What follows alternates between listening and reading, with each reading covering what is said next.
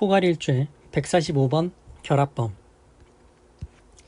형법 330조에 규정된 야간 주거침입 절도죄 및 형법 331조 제1항에 규정된 특수절도, 야간 손괴 침입 절도죄를 제외하고 일반적으로 주거침입은 절도죄의 구성요건이 아니므로 절도 범인이 범행 수단으로 주거침입을 한 경우에 주거침입 행위는 절도죄에 흡수되지 아니하고 별개로 주거침입죄를 구성하여 절도죄와는 실체적 경합의 관계에 서는 것이 원칙이다. 주거침입을 구성요건으로 하지 않는 상습 단순절도와 주거침입을 구성요건으로 하고 있는 상습 야간 주거침입 절도 또는 상습 특수절도, 야간 손괴 침입 절도에 대한 취급을 달리한다. 상습 절도죄를 범한 범인이 범행의 수단으로 주간에 주거침입을 한 경우에 그 주간 주거침입 행위는 상습 절도죄와 별개로 주거침입죄를 구성한다. 형법 330조에 규정된 야간 주거침입 절도죄 및 형법 331조 제1항에 규정된 특수절도, 야간 손괴 침입 절도죄에서 절도 범행이 범행 수단으로 주거침입을 한 경우에 주거침입 행위는 절도죄에 흡수된다.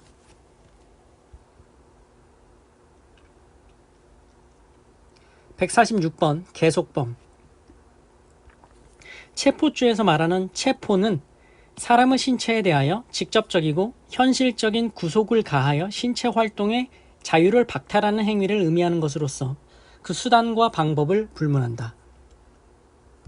체포죄는 계속범으로서 체포 행위에 확실히 사람의 신체의 자유를 구속한다고 인정할 수 있을 정도의 시간적 계속이 있어야 하나, 체포의 고의로서 타인의 신체적 활동의 자유를 현실적으로 침해하는 행위를 개시한 때 체포죄의 실행에 착수하였다고 볼 것이다. 주거침입죄는 사람의 신체의 전부 또는 일부가 주거에 들어가 사실상 주거의 평온을 해하면 기수에 이르나 이른바 계속범으로서 주거침입으로 인한 위법 상태가 계속되는 한 일시적인 중단으로 범행이 종료되거나 재침입으로 별개의 범죄를 이루는 것이 아니라 하나의 행위로 포괄하여 일죄를 구성한다. 구성요건을 실현하는 행위가 있음으로써 범죄는 기수에 이르나 그러한 위법 행위가 계속되는 범죄 행위가 종료되지 않는 유형의 범죄를 계속범이라고 한다. 계속범에서는 위법 행위가 계속되었다고 볼 수 있는 한 범행이 일시적으로 중단되었다거나 범행이 재개되었다 하여 별개의 범죄가 성립하지 않고 그 일련의 행위를 포괄하여 하나의 범죄로 처벌한다. 147번 접속범.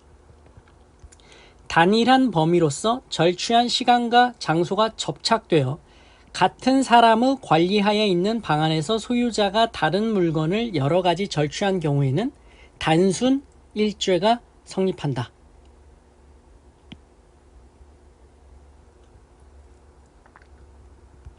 절도범이 체포를 면탈할 목적으로 체포하려는 여러 명의 피해자에게 같은 기회에 폭행을 가하여 그중 1인에게만 상해를 가하였다면 피고인의 이러한 행위는 포괄하여 하나의 강도상해죄만 성립한다.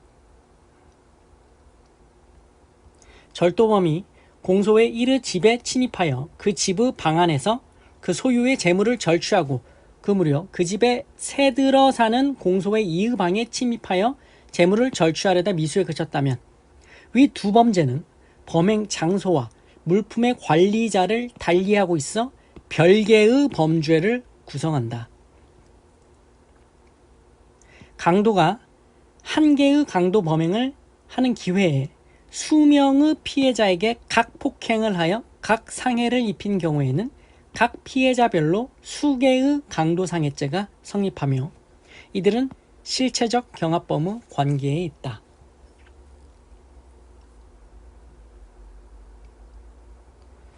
(148번) 연속범.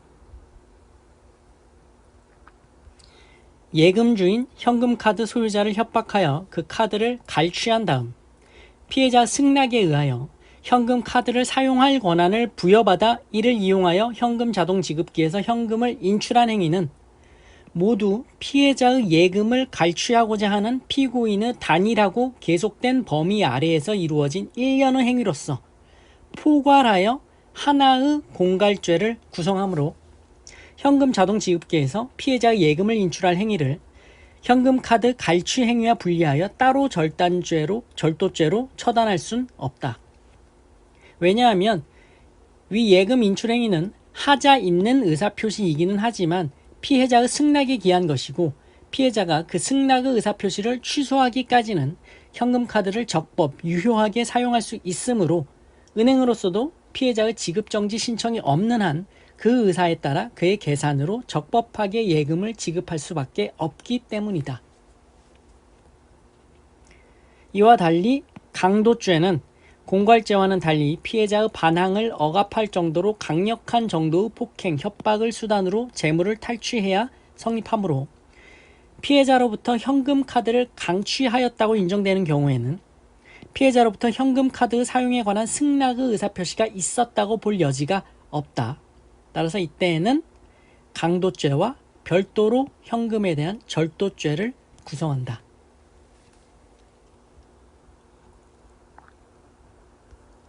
(149번) 연속범.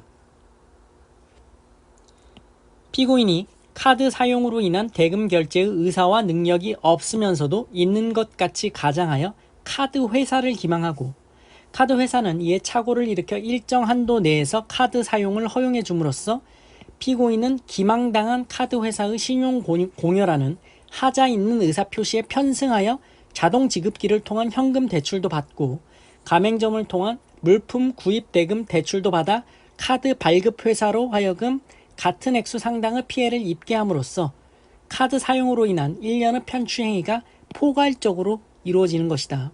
따라서 카드 사용으로 인한 카드 회사의 손해는 그것이 자동 지급기에 의한 인출 행위이든 가맹점을 통한 물품 구입 행위이든 불문하고 모두가 피해자인 카드 회사의 기망당한 의사표시에 따른 카드 발급에 터잡아 이루어지는 사기의 포괄일죄이다.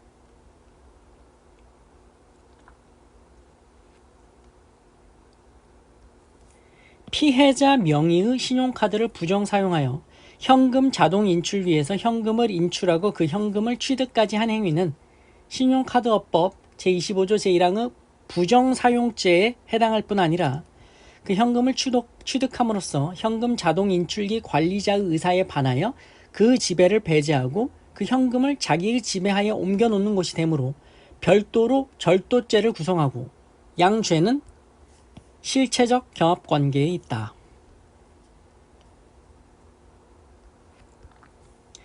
타인의 명의를 모용하여 발급받은 신용카드의 번호와 비밀번호를 이용하여 ARS 전화 서비스나 인터넷 등을 통하여 신용대출을 받는 방법으로 재산상 이익을 취득하는 행위 역시 미리 포괄적으로 허용된 행위가 아닌 이상 컴퓨터 등 사용 사기죄에 해당한다.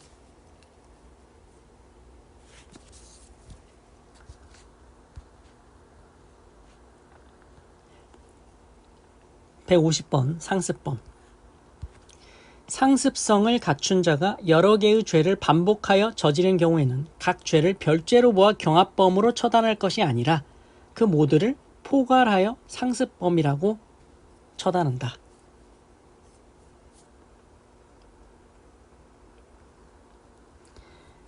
단순절도, 특수절도 범행이 동일한 절도 습벽의 발현에 의한 것으로 인정되는 경우 법정형이 더 중한 상습 특수절도죄의 나머지 행위를 포괄시켜 하나의 죄만이 성립한다고 봄이 상당하다.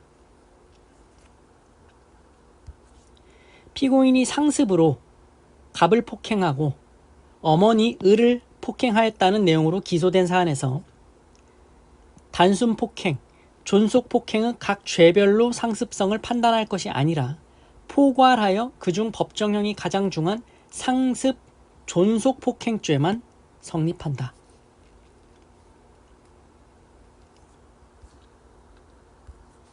(151번) 영업범.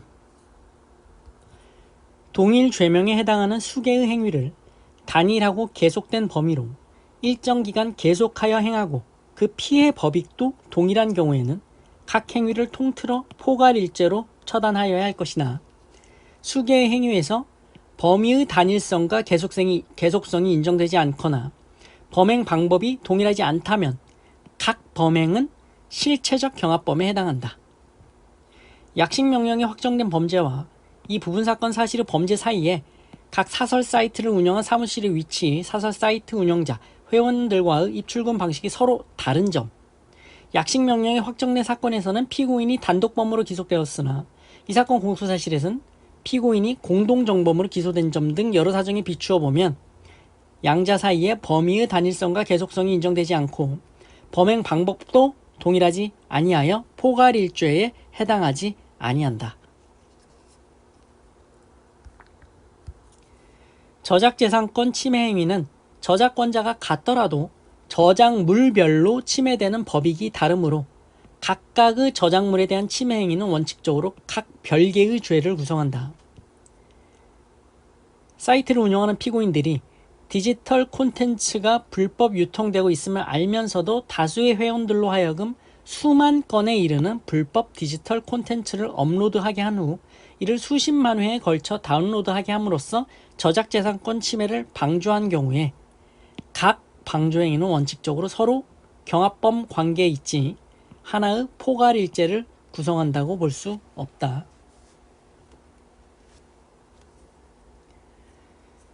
자, 지금까지 포괄일죄에 관한 표준 판례를 살펴보셨습니다. 고생하셨습니다.